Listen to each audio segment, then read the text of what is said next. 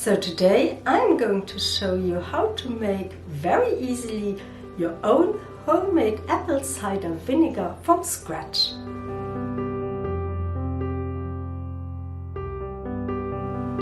Hello, my name is Pats and welcome to Madame Minima.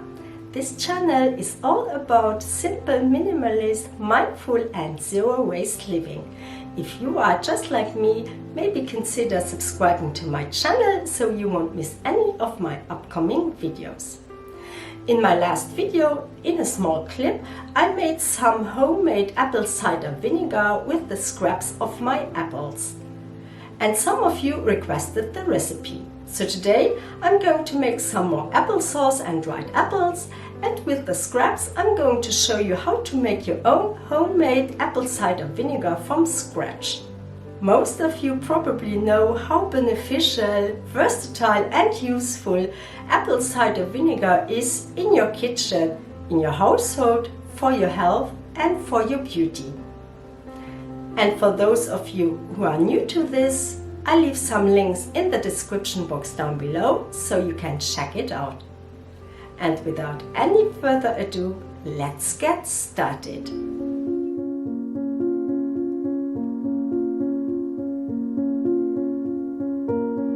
To make your own homemade apple cider vinegar, you obviously need a jar to put your apple scraps in.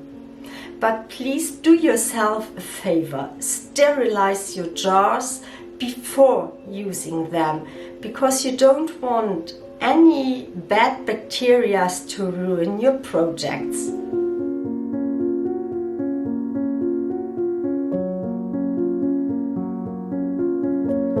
Wash your apples.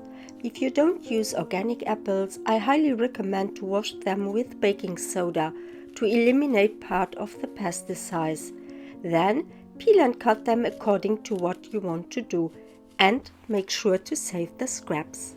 So once you have finished cutting and peeling your apples, it's time to put everything together in your jar.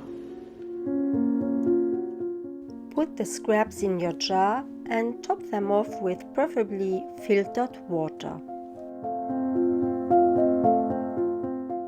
If you don't have filtered water, no problem. Simply fill a pitcher with water the night before so that the chlorine can evaporate. I use plain white organic sugar, but you can use any sugar of your choice. The sugar is necessary to feed the bacteria and to get the fermentation going. Don't fill your jar up to the brim, because during the fermentation process it's going to be bubbly and this could make a mess, so 3/4 of a jar would be perfectly fine. So to avoid the building of mold on top of your apple scraps, there are two tricks. Either you give your apple scraps a good stir with a wooden spoon every day in the beginning of the fermenting process and then every other day at the end, or you use a second jar to press your apple scraps down under water.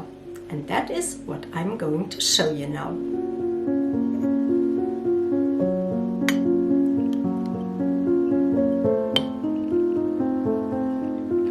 So the last thing you have to do is to cover your jar with a breathable cloth or a coffee filter and fix it with a rubber band, and then place it aside in a cozy dark place.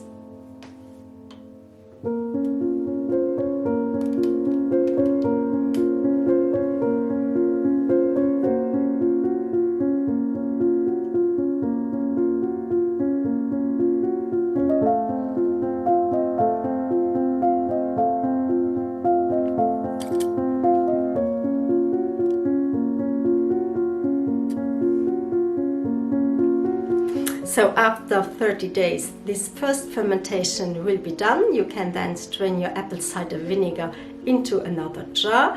Please make sure to either use a cloth or a plastic strainer and not a metallic strainer. Let it sit and ferment for another month. And then you have a lovely, nice and delicious apple cider vinegar.